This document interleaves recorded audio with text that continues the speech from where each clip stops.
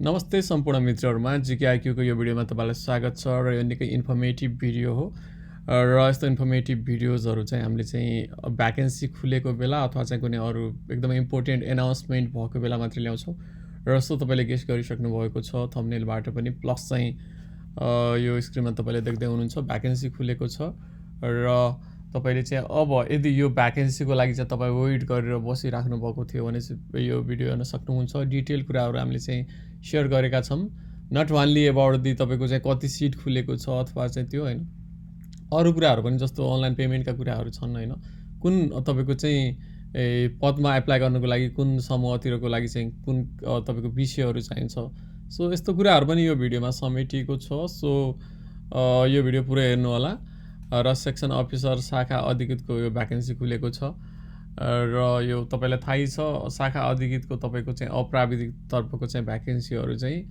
हरेक सालको चाहिँ तपाईँको मङ्सिरको अन्तिम बुधबार खुल्ने गर्दछ so it's last Wednesday of this Mangsir so vacancy announce गरेको छ पिएससीले र अब चाहिँ फेरि यो लामो कोभिड-19को क्राइसिस पछि सबै कुराहरू एकदमै धेरै डिस्टर्ब भएको थियो र अब चाहिँ फेरि यो कन्टिन्यू समय तालिका अनुसार खुलिराखेको छ सो वी क्यान एक्सपेक्ट कि अब चाहिँ धेरै कुराहरू चाहिँ नर्मल हुनेछ भन्ने हाम्रो अपेक्षा पनि रहेको छ सो अगाडि जाऊँ अब तपाईँलाई चाहिँ निकै जरुरी हुनुपर्ने कुरा भनेको चाहिँ यो भ्याकेन्सी भनेको तपाईँले चाहिँ अब तपाईँसँग अब न्यायतिरको लागि चाहिँ सब्जेक्ट छ मिल्छ भनेपछि तपाईँले त्यतातिर पनि एप्लाई गर्न सक्नुहुन्छ सो यो टेबल जो हेर्दै हुनुहुन्छ यो भनेको चाहिँ तपाईँको चाहिँ न्याय सेवातर्फको चाहिँ विज्ञापन हो अब त्यो भन्नाले तपाईँले चाहिँ जस्तो तपाईँसँग एलएलबी छ अथवा चाहिँ त्योभन्दा माथिल्लो लेभलको मास्टर्स लेभलको चाहिँ तपाईँसँग छ भनेपछि लतर्फको चाहिँ तपाईँले यता तपाईँ इलिजिबल हुनुहुन्छ जस्तो अब यसमा चाहिँ खुलातर्फको हेर्ने हो भनेपछि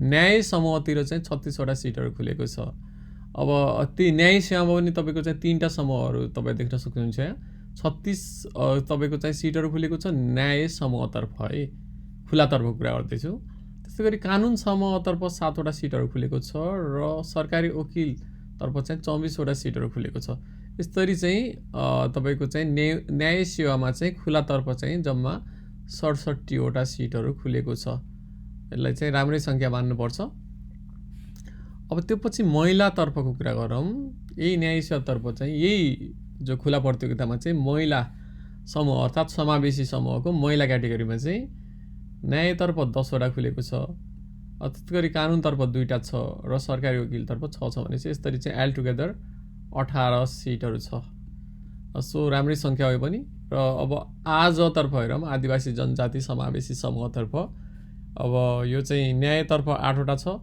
कानुनतर्फ चाहिँ 1वटा छ र सरकारी वकिल समूहतर्फ 5वटा छ यसरी 14वटा छ टोटल सो त्यस्तै गरी मधेसी तपाईँको चाहिँ समावेशी समूहमा हेरौँ न्यायतर्फ 6वटा छ कानुनतर्फ 1वटा छ र सरकारी वकिलतर्फ 4 गरी चाहिँ 11 चाहिँ भ्याकेन्सीहरू छ के त मधेसी समूहतर्फ यो चाहिँ तपाईँको भयो 3टै समूहको कुरा गरेँ अब दलितको कुरा गरौँ दलित समावेशी समूहमा चाहिँ न्यायतर्फ 3टा कानुनतर्फ 1वटा र सरकारी वकिलतर्फ 2टा गरी चाहिँ 6वटा भ्याकेन्सीहरू छ अब अर्को क्याटेगोरी हेरौँ अपाङ्ग समूहतर्फ न्यायमा चाहिँ 1वटा छ सरकारी वकिलमा 1वटा छ यसमा चाहिँ तपाईँको चाहिँ एउटा कानुनतर्फ चाहिँ छैन सो 2टा सिटहरू छ र पिछडिएको क्षेत्र समूह पिछे भन्छ त्यसमा चाहिँ न्यायतिर 1वटा छ कानुनतिर 1वटा छ यसमा चाहिँ सरकारी वकिलतिर छैन र 2टा भ्याकेन्सीहरू छ यसमा यसरी चाहिँ लर्ड्स अफ नम्बरहरू छ तपाईँ हेर्न सक्नुहुन्छ 67 18 14 11 6 2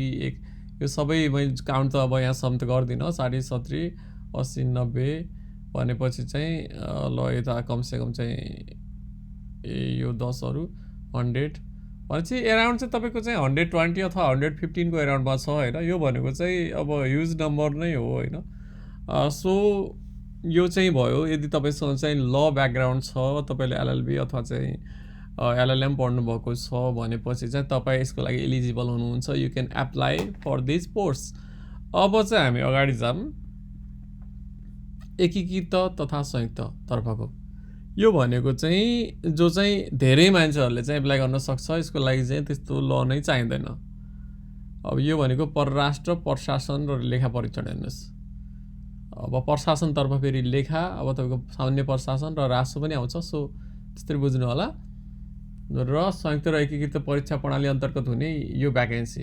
अब हेर्नुहोस् खुलातर्फ हेरौँ। खुलामा चाहिँ तपाईँको परराष्ट्रतिर चाहिँ एउटा सिट खुलेको छ हेर्नुहोस्। अनि सामान्य प्रशासन तपाईँको समूहतिर कतिवटा छ? 44वटा छ।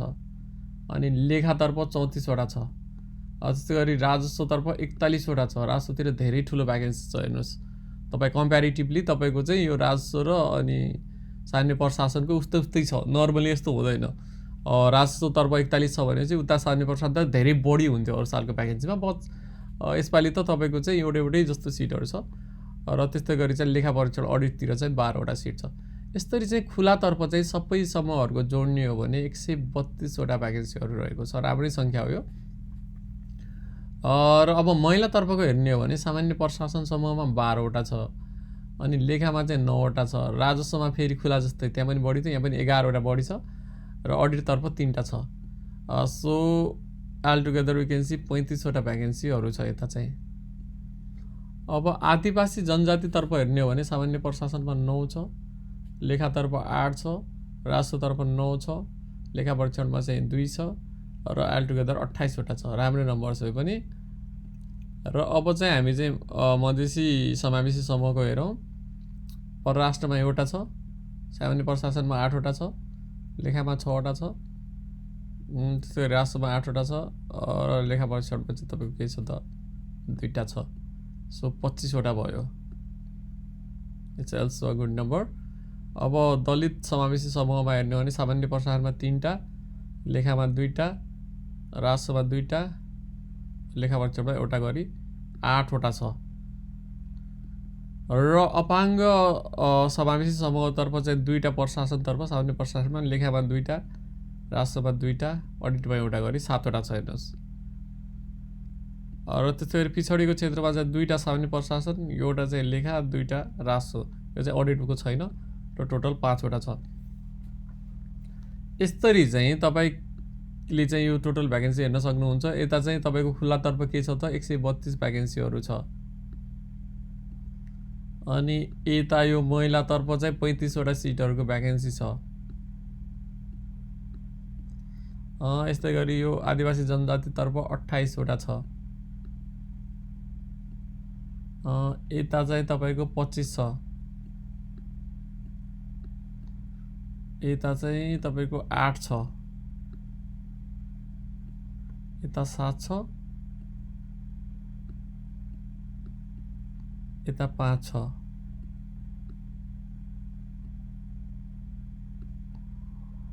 भनेपछि यहाँ पनि धेरै राम्रो सङ्ख्यामा खुलेको छ। तपाईँको यो 130 भयो, 30 30 60 70 80 90 100 8 7 15 215 5 त्यतिकै भयो छ 10 र यो 5 जोड्यो भने चाहिँ 15, त्योपछि चाहिँ 8 23, त्यसपछि 26 28 28 29 30 भनेपछि एराउन्ड चाहिँ मैले टेन्टेटिभ क्यालकुलेट गर्दाखेरि चाहिँ 230 को एराउन्ड पुर्याइराखेको छु। सो मिस्टेक पनि भएको हुनसक्छ। भनेपछि चाहिँ अब यो तपाईँको चाहिँ परराष्ट्र प्रशासन र लेखा परीक्षणतर्फ खुला र सबै जोडेर चाहिँ 230 को एराउन्डको भ्याकेन्सी छ होइन। सो यु क्यान से कि यो धेरै राम्रो नम्बर हो होइन, धेरै राम्रो नम्बर हो। सो तपाईँले चाहिँ अब यसमा चाहिँ तपाईँको चाहिँ तयारी पुगेको छ भने चाहिँ एकदमै यो भ्याकेन्सीलाई फोकस गरेर चाहिँ तपाईँले अगाडि बढ्न सक्नुहुन्छ। अब यो त भयो सिट्सहरूको कुरा। अब हेरौँ जस्तो इक्जाम प्याटर्न कस्तो हुन्छ, लिखित हुन्छ, त्योपछि सिप परीक्षण हुन्छ, यो भनेको कम्प्युटरहरू, अनि सामूहिक परीक्षण, ग्रुप डिस्कसन हुन्छ, इन्टरभ्यू हुन्छ। अब लिखितमा पनि तपाईँको चाहिँ पहिलो फेज हुन्छ, सेकेन्ड फेज हुन्छ होइन। पहिलो फेज इन्ट्रान्स बेसिस हुन्छ जो तपाईँको चाहिँ त्यसमा मिनिमम 40% कटाएर बच्यो भने तपाईँको नाम निस्किन्छ। त्यो पछि सेकेन्ड फेजमा चाहिँ तपाईँको थ्योरी पेपरहरू हुन्छ। सो त्यसको लागि हामीले डिटेल छुट्टै भिडियोहरू पनि बनाएका छौँ, तपाईँले यो च्यानलमा हेर्न सक्नुहुन्छ। अब परीक्षा केन्द्र अब आएको सबै कार्यालयहरू जो छ त्यो सबै ठाउँमा चाहिँ तपाईँले इक्जाम दिन सक्नुहुन्छ। काठमाडौँबाटै दिनुपर्छ भन्ने छैन। र द्वितीय चरणको चाहिँ तपाईँको चाहिँ अब परीक्षा केन्द्रहरू सेकेन्ड फेजको पनि तपाईँको चाहिँ अब धनकुटा, जलेश्वर, काठमाडौँ, पोखरा, बुटबल होइन, सुर्खेत र दिपाल कार्यालयबाट तोकिए बमोजिम हुनेछ सेकेन्ड फेजको चाहिँ इक्जामहरू चाहिँ।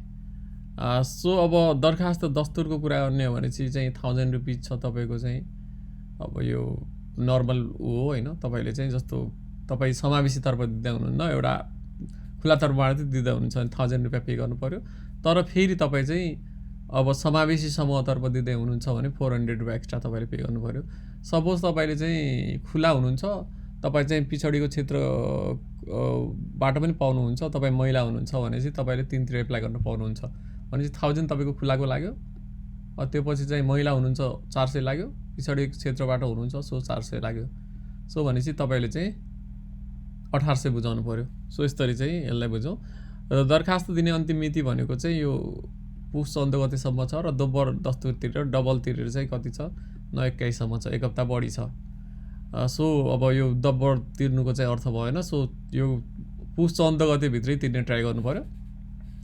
र एजको कुरा गर्ने हो भने चाहिँ 21 वर्ष कम्प्लिट हुनु पऱ्यो तपाईँको चाहिँ यो 9-14 सम्म, फेरि दोब्बरमा होइन, पुस 14 गतेसम्म 21 इयर कम्प्लिट भएको हुनु पऱ्यो। सो त्यस्तै गरी चाहिँ अब 35 वर्षभन्दा बढी हुनु भएन। तर महिला र अपाङ्ग क्याटेगोरीको लागि चाहिँ तपाईँले 40 वर्षसम्म एप्लाई गर्न पाउनुहुन्छ। र त्यस्तै गरी यो अब तपाईँ अलरेडी अब सेवामा हुनुहुन्छ, तपाईँ खर्दार सुब्बा के हो भने चाहिँ यो चाहिँ उमेरको हद चाहिँ लागेन, तपाईँ त्योभन्दा बढी भए पनि पायो। अब कसरी बुझाउने दरखास्त भन्ने चाहिँ हेरौँ। सुरुमा चाहिँ म सिम्पली भनिदिन्छु, psc.gov.np साइटमा गइसकेपछि चाहिँ तपाईँको चाहिँ टप राइट कर्नरमा चाहिँ, जस्तो यो पिएससीको त्यो वेबसाइटको पेज हो भनेपछि यो कुनामा टप कुना तर राइटतिर, यो राइट साइडतिर दायाँ हाततिरकोमा चाहिँ अनलाइन एप्लिकेसन भन्ने मेनु छ त्यहाँ। सो त्यहाँ जानुपर्ने हुन्छ तपाईँले चाहिँ। त्यो अनलाइन एप्लिकेसनबाट चाहिँ यदि तपाईँले पहिलोचोटि गर्दै हुनुहुन्छ भने चाहिँ तपाईँले चाहिँ त्यो साइन अप नै गर्नुपर्ने हुन्छ, आफ्नो आइडी दिएर होइन, जिमेल आइडीहरू दिएर अथवा मेलिङ आइडीहरू दिएर तपाईँले त्यहाँबाट साइन अप गर्नुपर्ने हुन्छ र तपाईँले क्रिएट गर्नुपर्ने हुन्छ होइन। तर अलरेडी तपाईँसँग चाहिँ मास्टर आइडीहरू होइन अथवा चाहिँ लगइन आइडी र पासवर्ड छ यो अनलाइन एप्लिकेसनको लागि भने चाहिँ त्यही आइडी र पासवर्ड हानेर तपाईँले लगइन गर्न सक्नुहुन्छ। र त्यो पछि सबै तपाईँले फर्महरू त्यहाँ भर्नुहुन्छ होइन, तपाईँले विज्ञापन क्लिक गरेर विज्ञापन नम्बरहरू सबै मागेको कुराहरू दिएर होइन।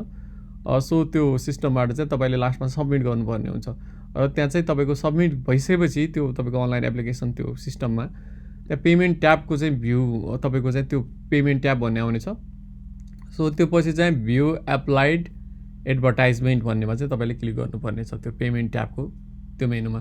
त्यहाँ क्लिक गरेपछि चाहिँ तपाईँले चाहिँ एप्लाई गरेको लिस्टमा चाहिँ तिर्नुहोस् भन्ने चाहिँ तपाईँको चाहिँ लिङ्कमा क्लिक गर्नुपर्ने छ। त्यो पछि चाहिँ तपाईँले चाहिँ पे गर्नुपर्ने चाहिँ लिङ्क भनौँ न।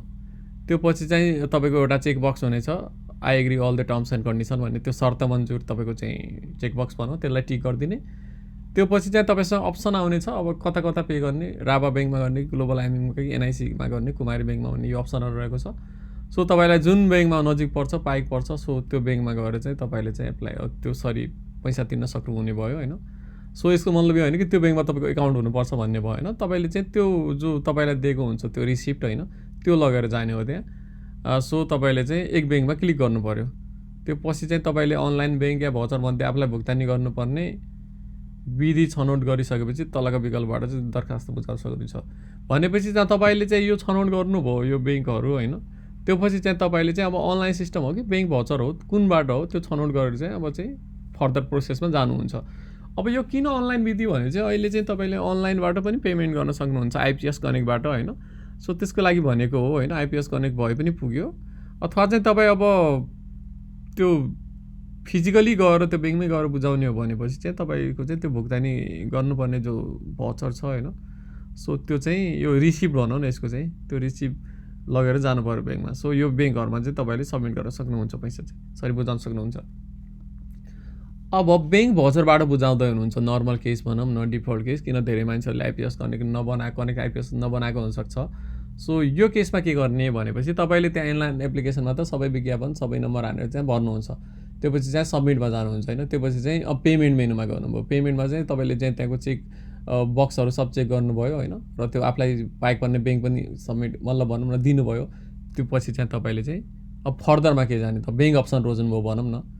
त्यो पछि चाहिँ ब्याङ्क भौचरबाट भुक्तानी गर्न दिएको चेक बक्समा टिक गर्नुभयो। तपाईँले ब्याङ्क अप्सन चुज गर्नुभयो भने अब त्यो पछि चाहिँ टिक गर्नुभयो। त्यो पछि चाहिँ एक्टिभेट हुने प्रिन्ट बटनमा क्लिक गर्नुहोस्। अब त्यो पछि चाहिँ प्रिन्ट बटनमा चाहिँ तपाईँले क्लिक गर्नुहुन्छ। त्यो पछि चाहिँ प्रिन्ट गर्नुहुन्छ। त्यो प्रिन्ट के हुन्छ भनेपछि त्यो जो रिसिप्ट हुन्छ नि तपाईँको चाहिँ त्यो तपाईँको चाहिँ त्यो भौचर भनौँ न त्यो चाहिँ तपाईँको प्रिन्ट हुन्छ, जुन तपाईँले चाहिँ शाखामा ब्याङ्कको शाखामा गएर चाहिँ बुझाउनु पर्ने हुन्छ। त्यसमा एमाउन्ट लेखेको हुन्छ, तपाईँको नाम हुन्छ होइन, मास्टर आइडीहरू होला होइन, सो त्यो अब विवरणमा चाहिँ अब त्यो पिएचसी तपाईँको चाहिँ दस्तुर भन्ने यसरी आउँछ त्यहाँ। सो त्यो तपाईँको जुन प्रिन्ट गर्नुहुन्छ यसको लागि चाहिँ तपाईँले के भयो कि अब तपाईँलाई चाहिँ प्रिन्ट चाहिँ चाहियो, अथवा चाहिँ यो यदि तपाईँसँग प्रिन्ट छैन भने तपाईँले त्यो अन्तिममा आएको यो कुरालाई तपाईँले डाउनलोड गरेर अथवा स्क्रिनसट गरेर अथवा मोबाइलले फोटो खिचेर पनि मेबी इट वर्क जस्तो लाग्छ होइन। त्यही पनि प्रिन्ट गर्दा बेटर, पछि पनि तपाईँलाई काम लाग्छ त्यो। सो यो तपाईँको चाहिँ भजर जो छ तपाईँले चाहिँ त्यो ब्याङ्क सम्बन्धित ब्याङ्कमा गएर चाहिँ के गर्नुहुन्छ, पैसा पे गर्नुहुन्छ।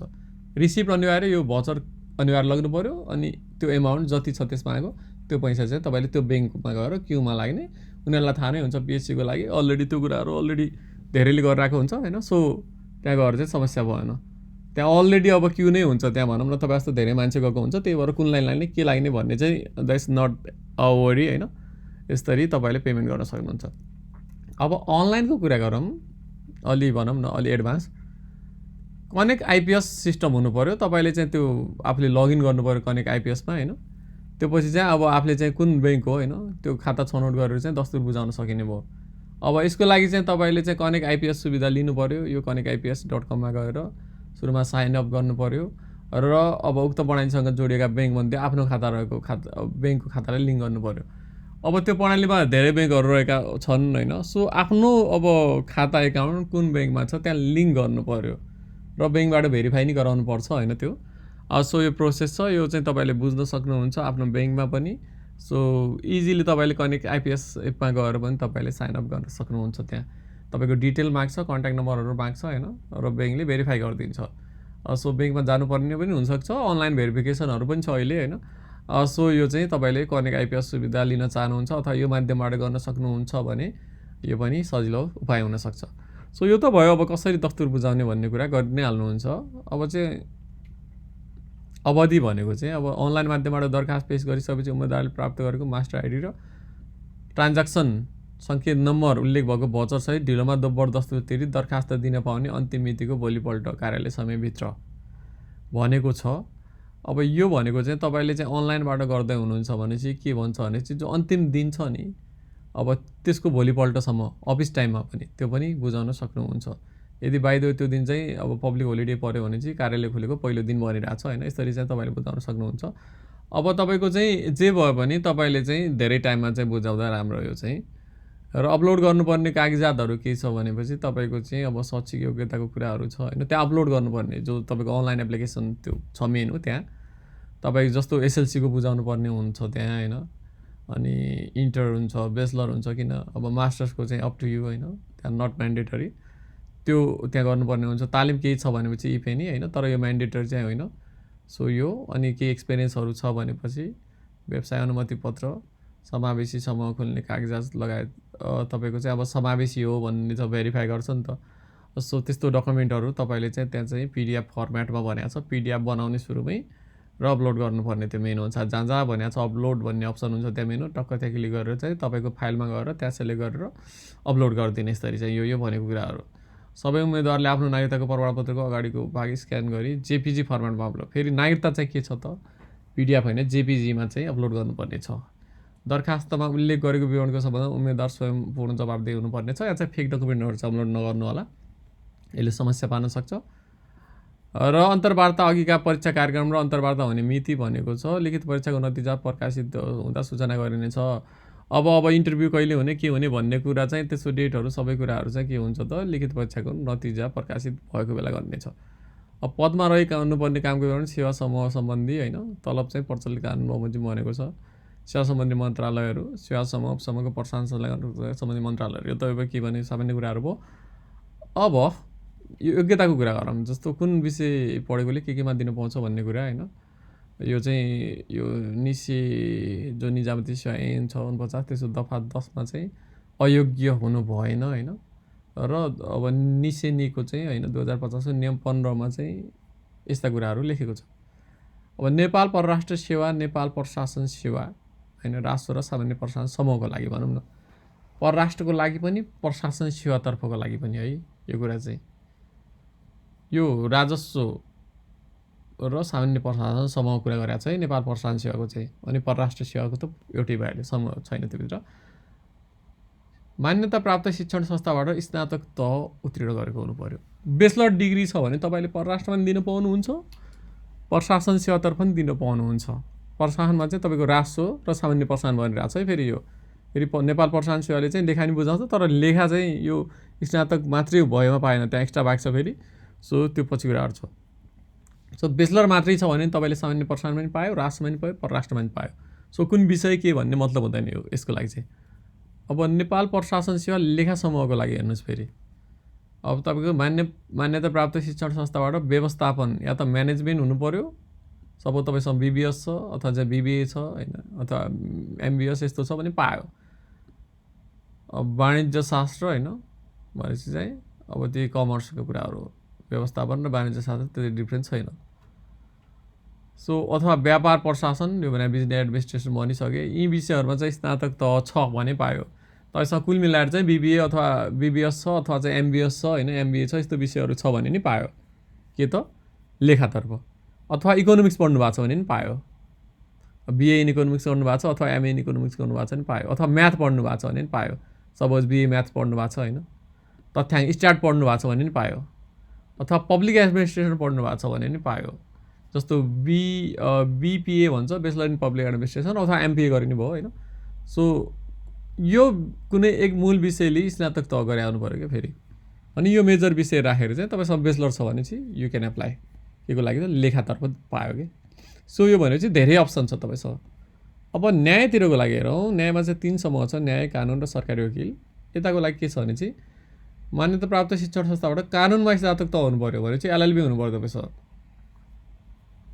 अब लेखापरीक्षण अडिटको लागि चाहिँ तपाईँले व्यापार प्रशासन जो बीबीए अथवा एमबीए छ त्यहाँबाट, अथवा चाहिँ भनौँ न तपाईँको चाहिँ बीबीएस तिनीहरूमा होइन चाहिँ तपाईँले चाहिँ स्नातक बेचलर गर्नु पऱ्यो मिनिमम, अथवा चाहिँ चार्टर्ड एकाउन्टेन्सी पढेको भयो नि भयो, अथवा सो लेभलको चाहिँ त्यसकै स्ट्याटस बराबरको इक्जाम भने नि तपाईँले सीएको चाहिँ तपाईँसँग डिग्री छ भने नि तपाईँले चाहिँ अडिटमा आउनु पायो।